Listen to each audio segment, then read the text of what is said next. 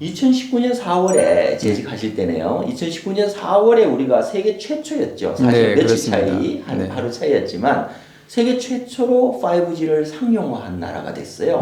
정말 산업화는 뒤졌지만 정보화는 세계 최고가 됐단 말이죠. 몇 시간 차이였습니다. 그렇죠? 미국의 버라이즌하고 경쟁을 했던 거죠. 시차 덕분에 우리가 된 것 같기도 하고 합니다만은 5G 통신 서비스를 최초로 상용화했다는 의미가 그 몇 시간입니다만은 의미가 있을까요?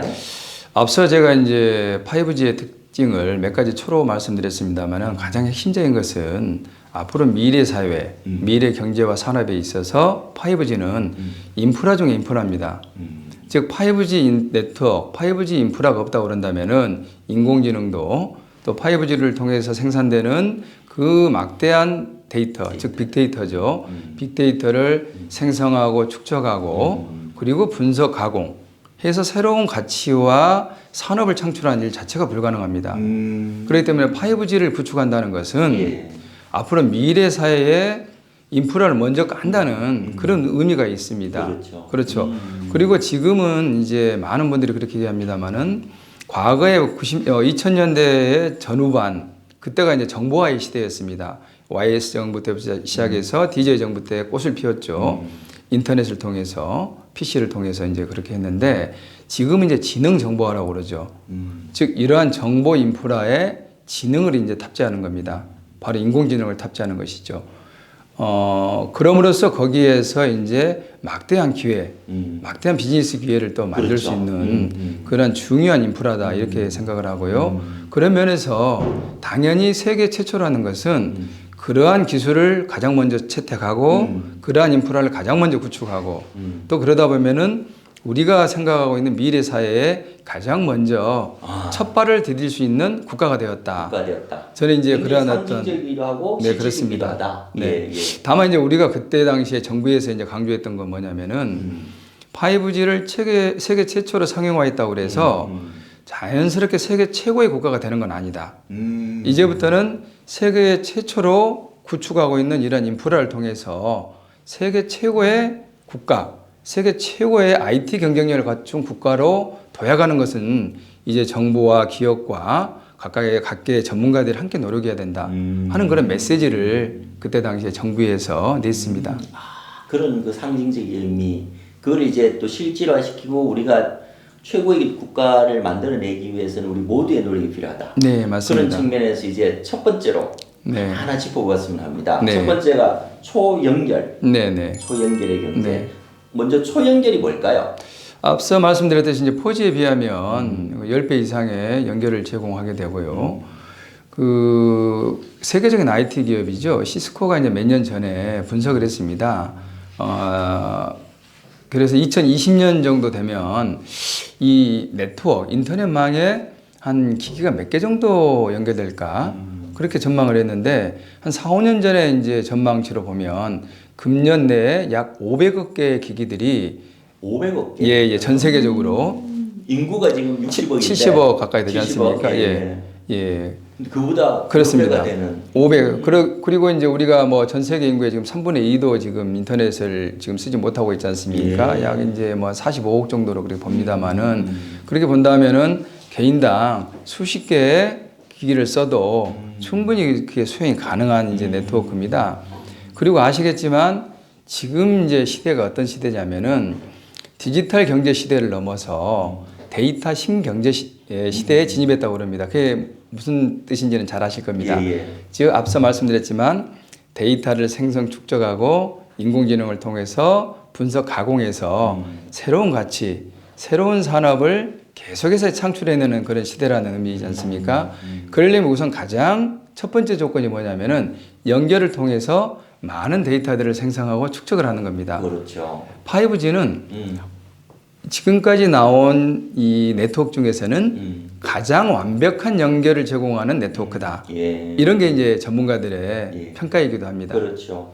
그 제프 베조스 그 아마존의 창업자가 이런 얘기를 했다고 적으셨어요. 사소한 데이터라도 대량으로 취합하고 분석하면 의미 있는 정보가 될 수 있다. 네, 그렇습니다. 사실 이게 AQ라고 그러는데 제이슨 그 퍼슨스에서 IQ 중에서 연결을 할 수 있는 사람이 결국 창조한다. 이런 말을 하는데 아마 제 베조스가 이야기한 게 데이터들이 결합되면 우리가 새로운 의미 있는 정보를 만들어낼 수 있다. 네. 이것도 상당히 책에서 재밌었고요. 또 하나 적으셨는데 네. 데이터 경제라는 말씀. 네, 네, 그렇습니다. 이게 IT 컨설팅 회사인 가트너의 데이비드 뉴먼이 썼다라는 것도 상당히 네. 또 재밌게 봤습니다. 구글이 데이터를 모으고 있다는 것도 있었는데 네.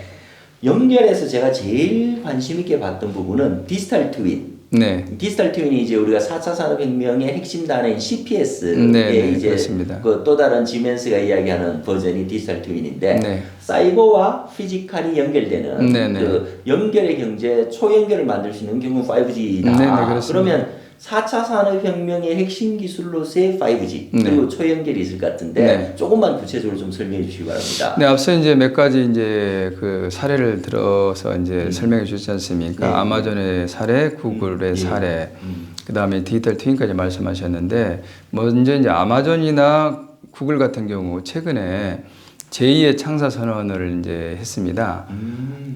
근데 거기에서 이제 그 CEO들이 공통적으로 한 얘기가 있습니다. 우리 회사는 데이터 회사다.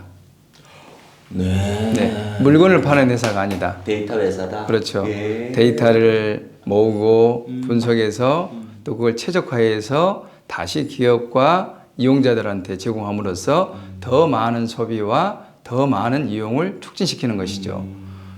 그리고 이제 디지털 트윈 같은 경우는 뭐 보잉사라든가 또 그리고 이제 그 국가로 보면 도시국가입니다만은 싱가포르이 버추얼 싱가포르 프로젝트를 통해서 도시 전체를 가상의 공간으로 해가지고 그대로 지금 만들어 놨습니다.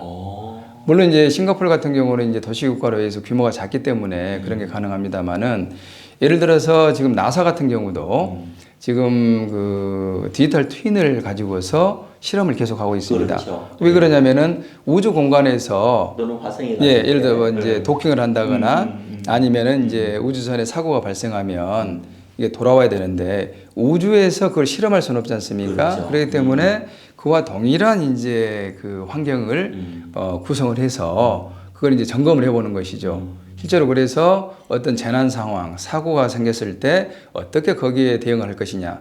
이런 것들이 지금 이제 바로 디지털 트윈을 구축하는 이유입니다. 네. 자, 그러면 예를 들어 항공기 보잉사가 이제 그런 시스템을 지금 도입했거든요. 그 비행기 한 대는 수십만 개의 지금 부품이 들어갑니다. 20만 개 정도. 네, 28만 개라고까지 얘기합니다만은 그러면 이게 한 번에 비행을 하게 되면은 이제 다음 이제 그 공항에 도착하면은 정비사들이 일제히 점검을 하지 않습니까? 그렇죠. 근데 사실은 이제 사람이 그걸 일일이 육안으로 검사를 하다 보면 놓치는 데가 있는 것이죠. 그러나 통계적으로 자, 한국의 인천공항에서 뉴욕공항까지 갔을 때 어떤 부품이 가장 많이 소진되느냐, 어떤 부품에서 가장 많은 균열이나 사고가 발생할 수 있느냐, 이건 바로 이제 통계적으로 이게 이제 빅데이터 구축을 통해서 분석을 해서 이게 가능한 거거든요.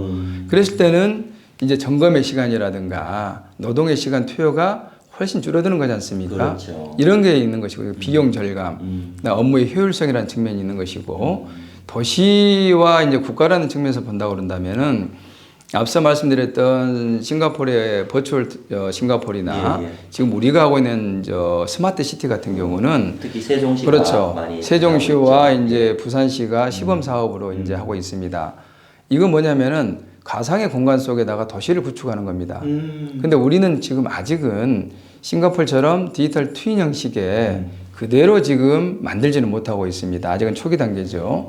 자, 그렇게 되면은 일단 교통 상황 같은 경우가 쉽게 나오겠죠.